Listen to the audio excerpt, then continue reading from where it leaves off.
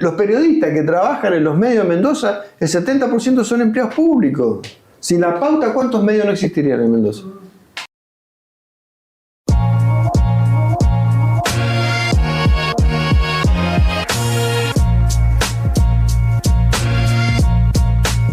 Esto es TEA, el canal de comunicación del Sindicato de Trabajadores Estatales Autoconvocados de Mendoza. Y vamos a tratar un tema que se viene trabajando ya desde un medio de comunicación amigo como es el otro, Diario, y es la pauta publicitaria o de propaganda, sería más preciso decir, del gobierno provincial. Una problemática, si se quiere, tratada, que bastante desconocida para el general de la población mendocina, y es algo bastante severo por las implicancias que tiene y que vamos a ir tratando de analizar en este programa. Bueno, Ricardo, ¿qué es la pauta publicitaria? A ver, nosotros tenemos que tener en cuenta que en cualquier estado republicano una de las obligaciones básicas de los gobiernos es dar publicidad a los actos de gobierno y rendir cuentas a los ciudadanos sobre lo que hace con los recursos públicos. La pauta no es más ni menos que el aporte que hace el Estado, el aporte financiero, para dar publicidad, para propagandizar.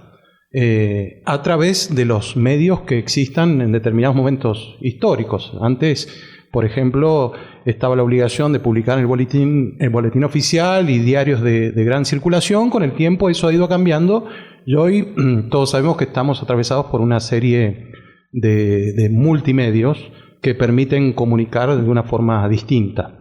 Entonces, el Estado debe garantizar el derecho a la información y la comunicación.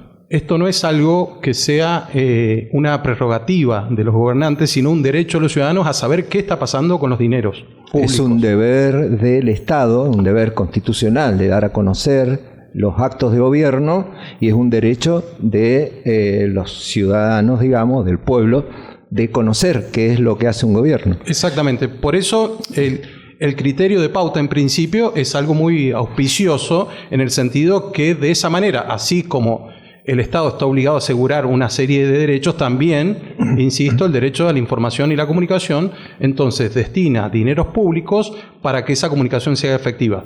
Lo puede hacer a través de las estructuras de comunicación del propio Estado, aunque sabemos que, bueno, en Mendoza ya casi no existen. La última estructura de comunicación audiovisual fue el canal Acequia, que fue cerrado por este gobierno durante este año, con la excusa de que no habían recursos para sostenerlo. Después vamos a ver con números concretos que esos recursos son más que suficientes, sino que lo que está haciendo el gobierno es destinarlo a empresas privadas. También puede utilizar los dineros del Estado para que los medios de comunicación privados den difusión a eso. Después, bueno, hay toda una discusión de cómo debería repartirse esos fondos. Entonces, la herramienta de la pauta es una herramienta constitucional y es una herramienta que es muy importante. Lo que ha ido ocurriendo aquí en Mendoza en los últimos años es que se ha desvirtuado por completo y hoy, lejos de ser una herramienta para la comunicación, es una herramienta para el disciplinamiento de los medios, para cerrar negocios entre el gobierno y empresas privadas y, en definitiva, para constituir lo que para mí claramente a esta altura ya es corrupción estructural dentro del Estado. Es decir, destinar miles de millones de pesos sin controles públicos, sin las herramientas de control que tienen las contrataciones del Estado,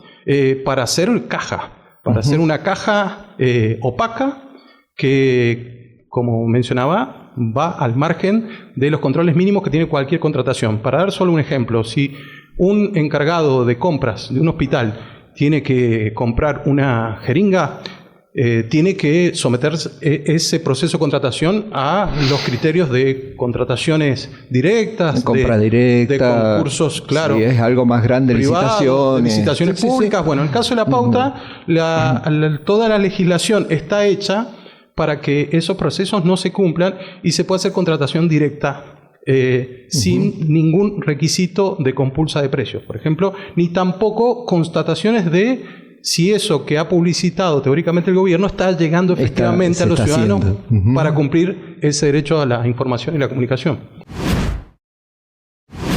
Esa pauta, estamos hablando más o menos del año 2024 y 2025, aunque viene de más atrás esto.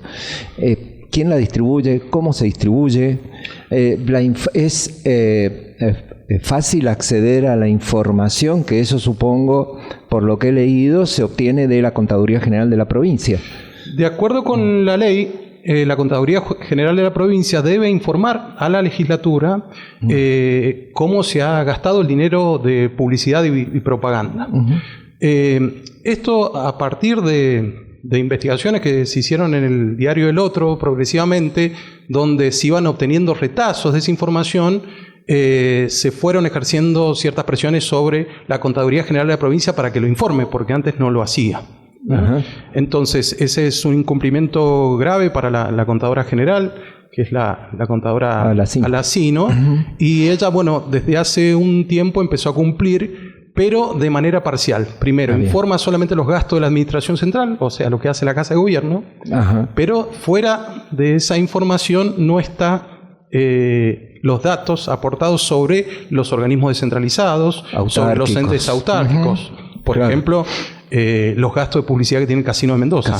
Es prácticamente imposible saber cuánto gasta, o cuánto gasta OSEP, o cuánto gasta el Instituto Provincial de la Vivienda, o cuánto gasta irrigación, por ejemplo. Uno ve en la cartelería pública, en la radio, escucha, en la televisión, incluso en Internet, que aparecen publicidades y no sabemos esos fondos de a dónde salen, cuántos son. Y por qué se seleccionó a tal o cual proveedor de publicidad y propaganda. Entonces, y además, en los informes que manda la contadora Alacino a la legislatura, casi están en chino.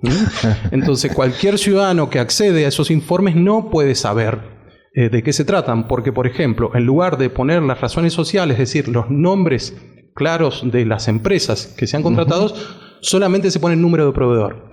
Y en el último tiempo ha ocurrido algo bastante curioso, que la página donde uno puede consultar los proveedores, uno pone los números y no aparecen. No aparecen los proveedores, porque además la legislación específica de pauta no obliga a los proveedores a tener el registro al día. Entonces, cualquier proveedor de cualquier otro bien o servicio que presta para el Estado debe cumplir una serie de datos, por ejemplo, estar inscripto en AFIP, no tener sanciones, tener los impuestos al día. Bueno, en el caso de los proveedores de pauta no hace falta ese requisito. Bueno, a nosotros puede que nos conste que hay periodistas, hay medios de comunicación que responden, digamos, a las políticas del gobierno y lo hacen con mucha prestancia y a veces con mucha dedicación y con mucho entusiasmo, ¿no? Entonces podemos intuir o inferir dónde van esos fondos, digamos, por lo que vemos. Pero, digamos, ¿cuáles son los criterios de distribución? Si es que se pueden conocer esos criterios de distribución y cómo se distribuye esa cifra, que son millonarias, miles de millones en pauta. Yo pondría un poco en cuestión este concepto de los periodistas ensobrados. Por lo menos en Mendoza. No me consta a mí a nivel nacional, uno puede suponer, pero en Mendoza no se trataría particularmente de periodistas ensobrados, o ahí no estaría el grueso. Yo hablaría más de los hijos de pauta, que son las empresas aliadas al gobierno que reciben cuantiosas sumas de dinero. Después, bueno, los periodistas es una discusión aparte. Claro. El propio ex gobernador y actual senador nacional Rodolfo Suárez dijo en una entrevista que el 70% de los trabajadores de los medios de comunicación privados eran empleados estatales, porque estaban financiados por la pauta del Estado. A mí me consta, a través de información que tengo, que periodistas muy afines al gobierno, muy chupamedias, podemos decir, del gobierno, no reciben sueldos muy importantes, ¿no? Reciben sueldos que están en el promedio de la actividad privada, es decir que... Como cualquier empleado público. Claro, a veces son más papistas que el Papa, lo que no ocurre con las empresas, que son sus patrones. Por ejemplo, para dar números que estén ya consolidados.